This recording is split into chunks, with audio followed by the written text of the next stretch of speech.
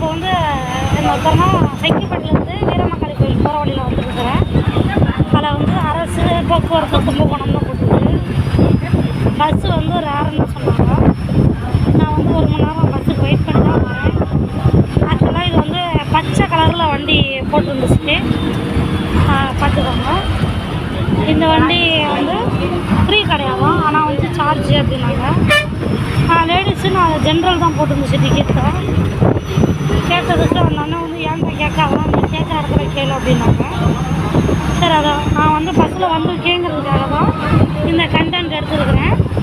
But ஆனால் அது வந்து இல்லை, ஆனால் அவர் வந்து பேசுகிற முறை சரியில்லை. கேட்குற கேள்விக்கு பதில் சொல்ல தெரியாமல் வந்து பேசுகிறாரு.